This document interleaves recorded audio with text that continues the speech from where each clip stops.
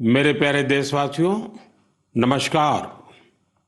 आज बहुत पावन दिन पर मुझे आपसे मन की बात करने का अवसर मिला है। आज चैत्र माह के शुक्ल पक्ष की प्रतिपदा तिथि है। आज से चैत्र नवरात्र की शुरुआत हो रही है। आज से भारतीय नववर्ष का भी आरंभ हो रहा है। इस बार विक्रम संवत 2082 शुरू हो रहा है। इस समय मेरे सामने आपकी ढेर सारी चिट्ठियां रखी हुई है। कोई बिहार से हैं, कोई बंगाल से, कोई तमिलनाडु से हैं, कोई गुजरात से हैं। इनमें बड़े रोचक तरीके से लोगों ने अपने मन की बातें लिखकर भेजी है।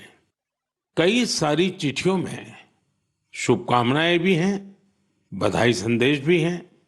लेकिन आज मेरा मन करता है कुछ संदेशों को आपको सुनाऊं। सर्वारिगु युगादि हब्बद शुभाशय गड़ू। अगला संदेश है अंदरिकी उगादि शुभाकांक्षलु। अब एक और चिट्ठी में लिखा है संवसार पाड़व्यार्ची परबी।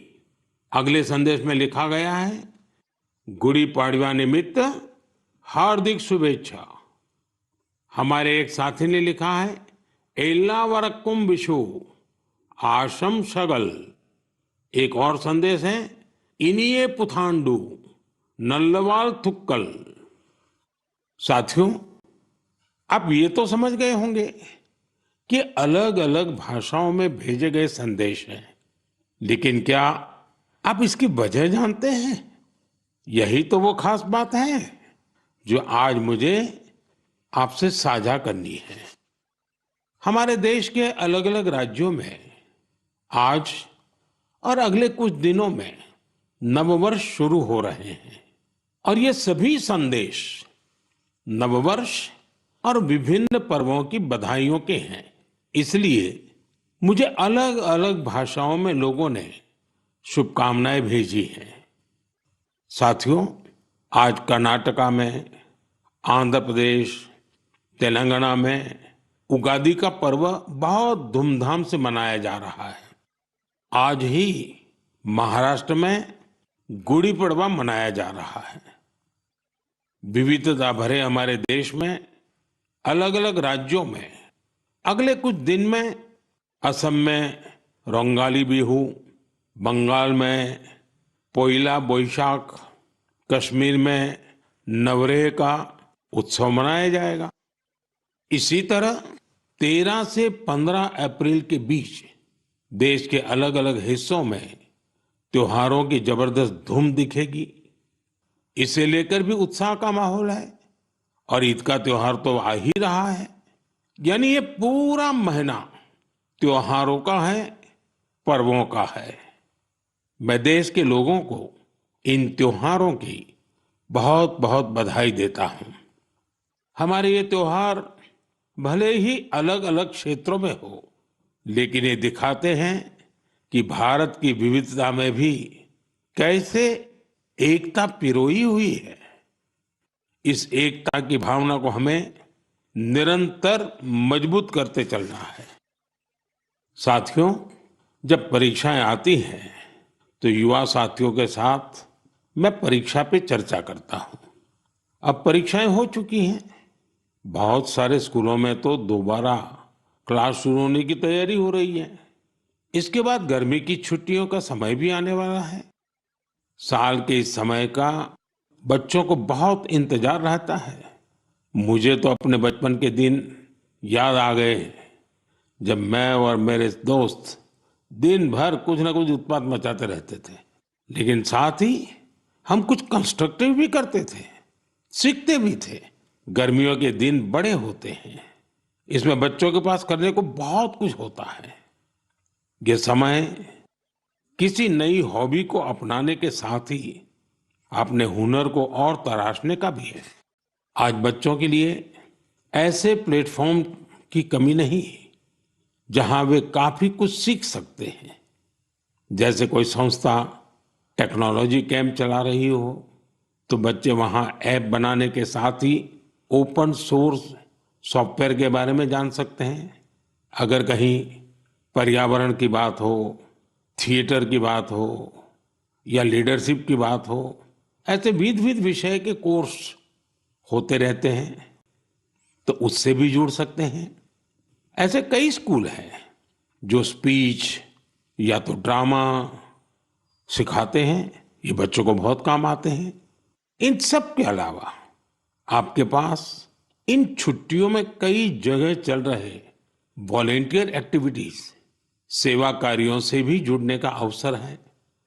ऐसे कार्यक्रमों को लेकर मेरा एक विशेष आग्रह है।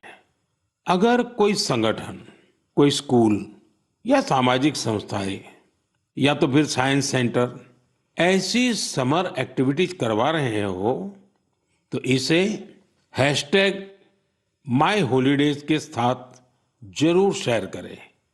इससे देश भर के बच्चे और उनके माता पिता को इनके बारे में आसानी से जानकारी मिल सकेगी। मेरे युवा साथियों, मैं आज आपसे माय भारत के उस खास कैलेंडर की भी चर्चा करना चाहूंगा जिसे इस समर वेकेशन के लिए तैयार किया गया है। इस कैलेंडर की एक कॉपी अभी मेरे सामने रखी हुई है। मैं इस कैलेंडर से कुछ अनूठे प्रयासों को साझा करना चाहता हूं। जैसे माय भारत के स्टडी टूर में आप ये जान सकते हैं कि हमारे जन औषधि केंद्र कैसे काम करते हैं। आप वाइब्रेंट विलेज अभियान का हिस्सा बनकर सीमावर्ती गांवों में एक अनोखा अनुभव ले सकते हैं। इसके साथ ही वहां कल्चर और स्पोर्ट्स एक्टिविटीज का हिस्सा जरूर बन सकते हैं। वहीं अंबेडकर जयंती पर पदयात्रा में भागीदारी कर आप संविधान के मूल्यों को लेकर जागरूकता भी फैला सकते हैं। बच्चों और उनके माता पिता से भी मेरा विशेष आग्रह है कि वे छुट्टियों के अनुभवों को हैशटैग हॉलीडे मेमोरीज के साथ जरूर साझा करें। मैं आपके अनुभवों को आगे आने वाली मन की बात में शामिल करने का प्रयास करूंगा। मेरे प्यारे देशवासियों, गर्मी का मौसम शुरू होते ही शहर शहर, गांव गांव पानी बचाने की तैयारियां भी शुरू हो जाती हैं। अनेक राज्यों में वाटर हार्वेस्टिंग से जुड़े कामों ने, जल संरक्षण से जुड़े कामों ने नई तेजी पकड़ी है।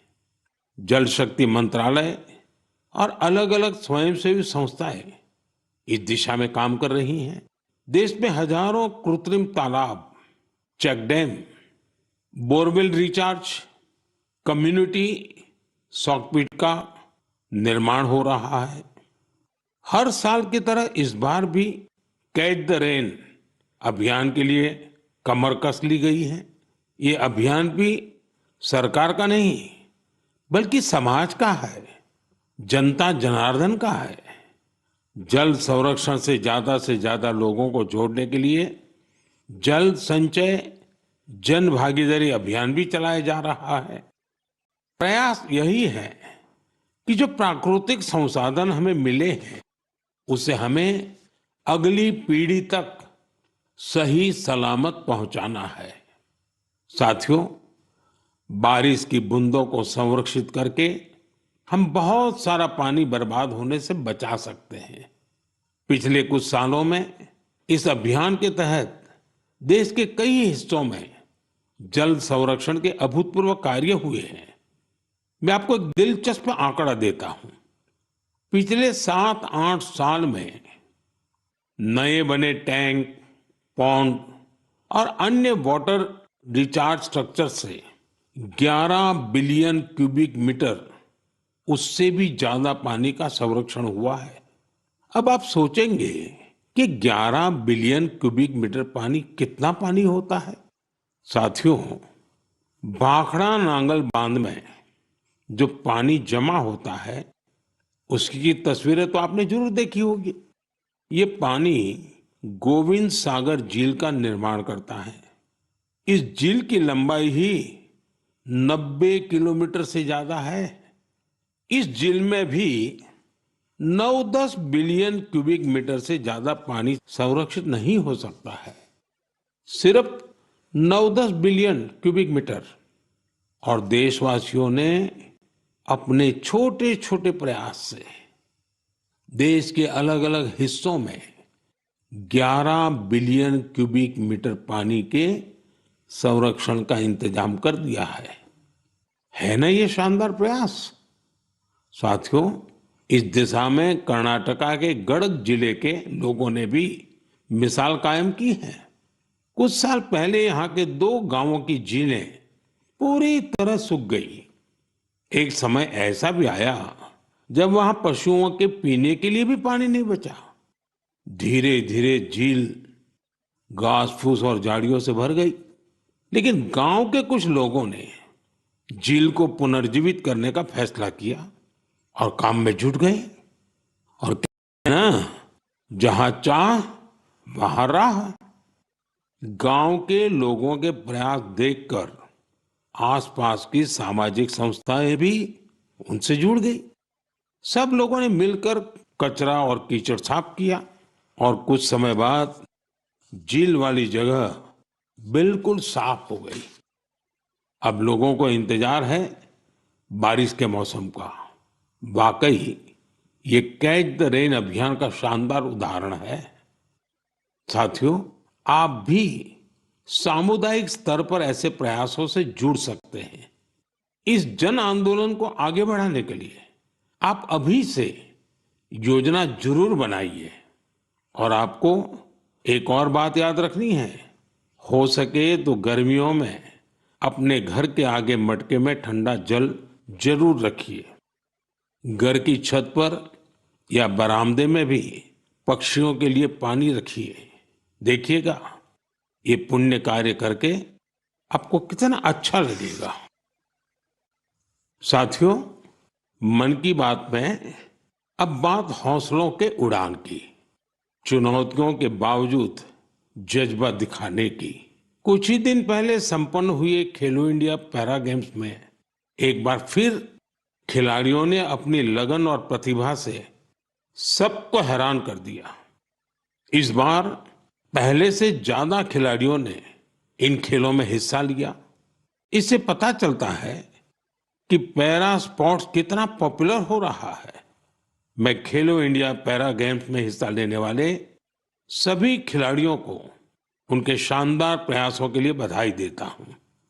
हरियाणा, तमिलनाडु और यूपी के खिलाड़ियों को पहला, दूसरा और तीसरा स्थान हासिल करने के लिए शुभकामनाएं देता हूं। इन खेलों के दौरान हमारे दिव्यांग खिलाड़ियों ने 18 राष्ट्रीय रिकॉर्ड भी बनाए, जिनमें से 12 तो हमारी महिला खिलाड़ियों के नाम रहे। इस बार के खेलो इंडिया पैरा गेम्स में गोल्ड मेडल जीतने वाले आर्म रेसलर जॉबी मैथ्यू ने मुझे चिट्ठी लिखी है। मैं उनके पत्र के कुछ हिस्से को पढ़कर सुनाना चाहता हूं। उन्होंने लिखा है, मेडल जीतना बहुत खास होता है, लेकिन हमारा संघर्ष सिर्फ पोडियम पर खड़े होने तक सीमित नहीं है। हम हर रोज एक लड़ाई लड़ते हैं। जीवन कई तरीके से हमारी परीक्षा लेता है। बहुत कम लोग हमारे संघर्ष को समझ पाते हैं। इसके बावजूद हम साहस के साथ आगे बढ़ते हैं। हम अपने सपनों को पूरा करने में जुटते हैं। हमें ये विश्वास रहता है कि हम किसी से कम नहीं है। वाह, जॉबी मैथ्यू, आपने कमाल लिखा है, अद्भुत लिखा है। इस पत्र के लिए मैं आपका आभार व्यक्त करता हूं। मैं जॉबी मैथ्यू और हमारे सभी दिव्यांग साथियों से कहना चाहता हूं कि आपके प्रयास हमारे लिए बहुत बड़ी प्रेरणा है। साथियों, दिल्ली में एक और भव्य आयोजन ने लोगों को बहुत प्रेरणा दी है, जोश से भर दिया है। एक इनोवेटिव आइडिया के रूप में पहली बार फिट इंडिया कार्निवल का आयोजन किया गया। इसमें अलग अलग क्षेत्रों के करीब 25,000 लोगों ने हिस्सा लिया। इन सभी का एक ही लक्ष्य था, फिट रहना और फिटनेस को लेकर जागरूकता फैलाना। इस आयोजन में शामिल लोगों को उनके स्वास्थ्य के साथ साथ पोषण से जुड़ी जानकारियां भी मिली। मेरा आग्रह है कि आप अपने क्षेत्रों में भी इसी तरह के कार्निवल का आयोजन करें। इस पहल में माय भारत आपके लिए बहुत मददगार बन सकता है। साथियों, हमारे स्वदेशी खेल अब पॉपुलर कल्चर के रूप में घुल मिल रहे हैं। मशहूर रैपर हनुमान काइंड को तो आप सभी जानते ही होंगे। आजकल उनका नया सॉन्ग रन इट अप काफी फेमस हो रहा है। इसमें कलारियापट्टू, गतका और थांगता जैसी हमारी पारंपरिक मार्शल आर्ट्स को शामिल किया गया है। मैं हनुमान काइंड को बधाई देता हूं कि उनके प्रयास से हमारी पारंपरिक मार्शल आर्ट्स के बारे में दुनिया के लोग जान पा रहे हैं। मेरे प्यारे देशवासियों, हर महीने मुझे माय गॉव और नमो ऐप पर आपके ढेरों संदेश मिलते हैं। कई संदेश मेरे मन को छू लेते हैं तो कुछ गर्व से भर देते हैं। कई बार तो इन संदेशों में हमारी संस्कृति और परंपराओं के बारे में अनोखी जानकारी मिलती है। इस बार जिस संदेश ने मेरा ध्यान खींचा उसे मैं आपसे साझा करना चाहता हूं। वाराणसी के अथर्व कपूर, मुंबई के हरीश लिखा और अत्रेय मान ने मेरी हाल की मॉरिशस यात्रा पर अपनी भावनाएं लिखकर भेजी है। उन्होंने लिखा है, इस यात्रा के दौरान गीत गवई की परफॉर्मेंस से उन्हें बहुत आनंद आया। पूर्वी उत्तर प्रदेश और बिहार से आए बहुत सारे पत्रों में मुझे ऐसी ही भावुकता देखने को मिली है। मॉरिशस में गीत गवई की शानदार परफॉर्मेंस के दौरान मैंने वहां जो महसूस किया वो वाकई अद्भुत है। साथियों, जब हम जड़ से जुड़े रहते हैं तो कितना ही बड़ा तूफान आए, तूफान हमें उखाड़ नहीं पाता। आप कल्पना करिए, करीब 200 साल पहले भारत से कई लोग गिरमिटिया मजदूर के रूप में मॉरिशस गए थे। किसी को नहीं पता था कि आगे क्या होगा, लेकिन समय के साथ वे वहां रस बस गए। मॉरिशस में उन्होंने अपनी एक बड़ी पहचान बनाई। उन्होंने अपनी विरासत को सहेज कर रखा और जड़ों से जुड़े रहे। मॉरिशस ऐसा अकेला उदाहरण नहीं है। पिछले साल जब मैं गयाना गया था तो वहां की चौताल परफॉर्मेंस ने मुझे बहुत प्रभावित किया था। साथियों, अब मैं आपको एक ऑडियो सुनाता हूं।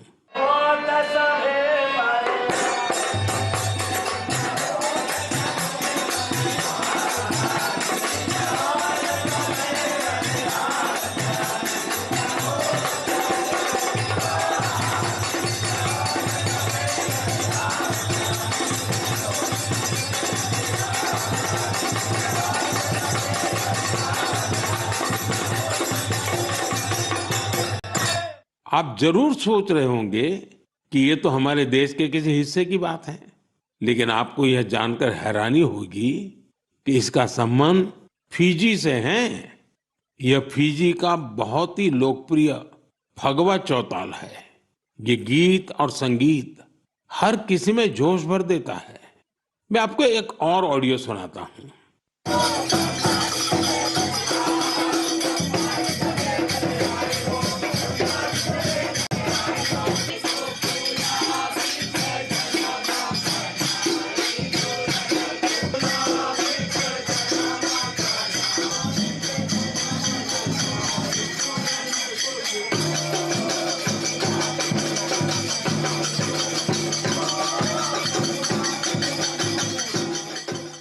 ये ऑडियो सूरीनाम का चौताल है।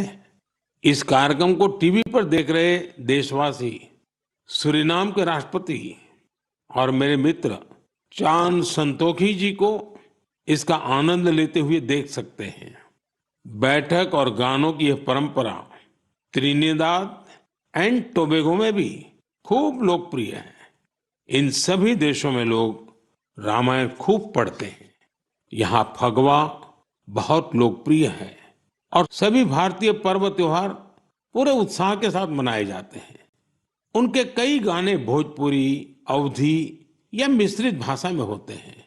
कभी कभार ब्रज और मैथिली का भी उपयोग होता है। इन देशों में हमारी परंपराओं को सहेजने वाले सभी लोग सराहना के पात्र हैं। साथियों, दुनिया में ऐसे कई संगठन भी हैं जो वर्षों से भारतीय संस्कृति को संरक्षित करने का कार्य कर रहे हैं। ऐसा ही एक संगठन है Singapore Indian fine arts society. भारतीय नृत्य, संगीत और संस्कृति को संरक्षित करने में जुटे इस संगठन ने अपने गौरवशाली 75 साल पूरे किए हैं। इस अवसर से जुड़े कार्यक्रम में सिंगापुर के राष्ट्रपति श्रीमान थरमन शनमुगारत्नम जी गेस्ट ऑफ ऑनर थे। उन्होंने इस ऑर्गेनाइजेशन के प्रयासों की खूब सराहना की। मैं इस टीम को अपनी ढेर सारी शुभकामनाएं देता हूं।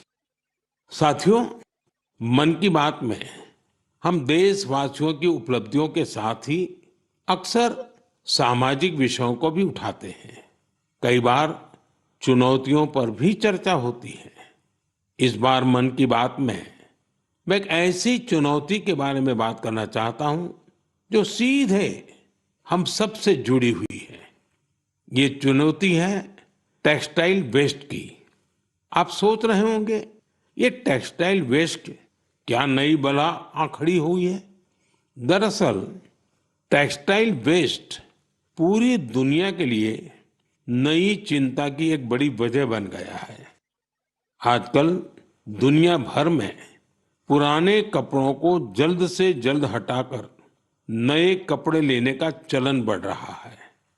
क्या आपने सोचा है कि जो पुराने कपड़े आप पहनना छोड़ देते हैं, उनका क्या होता है? यही टेक्सटाइल वेस्ट बन जाता है। इस विषय में बहुत सारी ग्लोबल रिसर्च हो रही है। एक रिसर्च में ये सामने आया है, सिर्फ 1% से भी कम टेक्सटाइल वेस्ट को नए कपड़ों में रिसाइकिल किया जाता है। 1% से भी कम। भारत दुनिया का तीसरा ऐसा देश है जहां सबसे ज्यादा टेक्सटाइल वेस्ट निकलता है।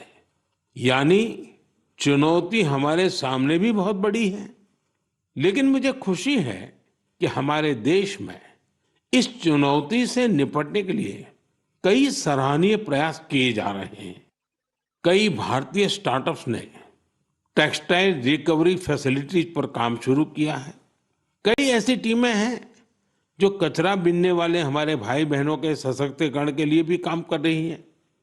कई युवा साथी सस्टेनेबल फैशन के प्रयासों में जुड़े हैं। वे पुराने कपड़ों और जूते चप्पलों को रिसाइकल कर जरूरतमंदों तक पहुंचाते हैं। टेक्सटाइल वेस्ट से सजावट की चीजें, हैंडबैग, स्टेशनरी और खिलौने जैसी कई वस्तुएं बनाई जा रही हैं।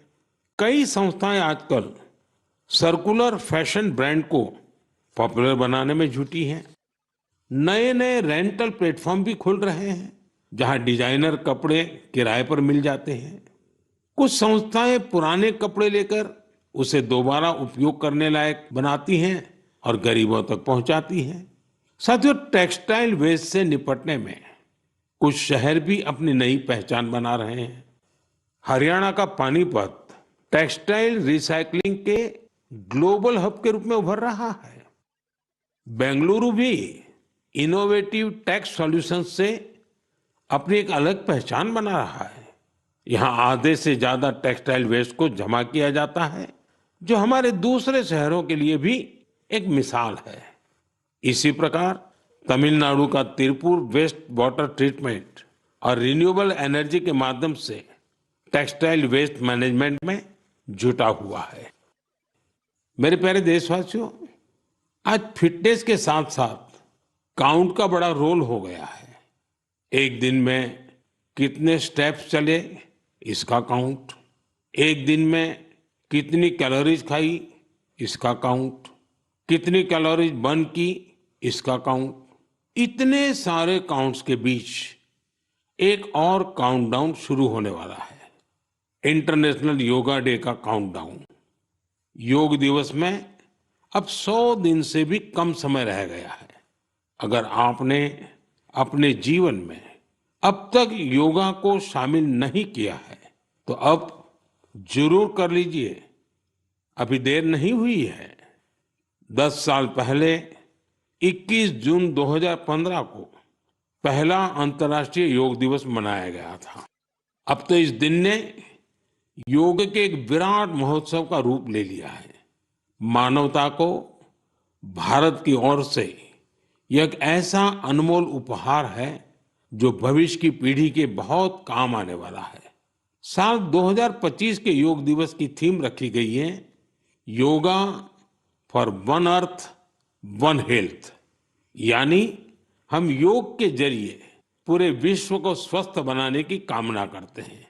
साथियों, यह हम सबके लिए गर्व करने वाली बात है कि आज हमारे योग और ट्रेडिशनल मेडिसिन को लेकर पूरी दुनिया में जिज्ञासा बढ़ रही है।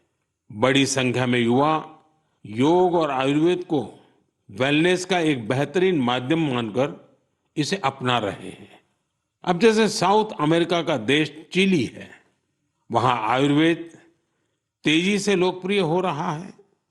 पिछले साल मैं ब्राजील की यात्रा के दौरान चिली के राष्ट्रपति से मिला था। आयुर्वेद की इस पॉपुलैरिटी को लेकर हमारे बीच काफी चर्चा हुई थी। मुझे सोमोस इंडिया नाम की टीम के बारे में पता चला है। स्पेनिश में इसका अर्थ है वी आर इंडिया। यह टीम करीब 1 दशक से योग और आयुर्वेद को बढ़ावा देने में जुटी है।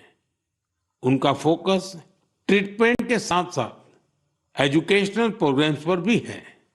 वे आयुर्वेद और योग से संबंधित जानकारियों को स्पेनिश लैंग्वेज में ट्रांसलेट भी करवा रहे हैं। सिर्फ पिछले वर्ष की बात करें तो उनके अलग अलग इवेंट्स और कोर्सेज में करीब 9,000 लोगों ने हिस्सा लिया था। मैं इस टीम से जुड़े सभी लोगों को उनके इस प्रयास के लिए बहुत बहुत बधाई देता हूं। मेरे प्यारे देशवासियों, मन की बात में अब एक चटपटा सा और अटपटा सा सवाल। आपने कभी फूलों की यात्रा के बारे में सोचा है? पेड़ पौधों से निकले कुछ फूलों की यात्रा मंदिरों तक होती है। कुछ फूल घर को सुंदर बनाते हैं, कुछ इत्र में घुलकर हर तरफ खुशबू फैलाते हैं। लेकिन आज मैं आपको फूलों की एक और यात्रा के बारे में बताऊंगा। आपने महुआ के फूलों के बारे में जरूर सुना होगा। हमारे गांवों और खास करके आदिवासी समुदाय के लोग इसके महत्व के बारे में अच्छी तरह जानते हैं। देश के कई हिस्सों में महुआ के फूलों की यात्रा अब एक नए रास्ते पर निकल पड़ी है। मध्य प्रदेश के छिंदवाड़ा जिले में महुआ के फूल से कुकीज बनाए जा रहे हैं। राजाखो गांव की 4 बहनों के प्रयास से ये कुकीज बहुत लोकप्रिय हो रहे हैं। इन महिलाओं का जज्बा देखकर एक बड़ी कंपनी ने इन्हें फैक्ट्री में काम करने की ट्रेनिंग दी।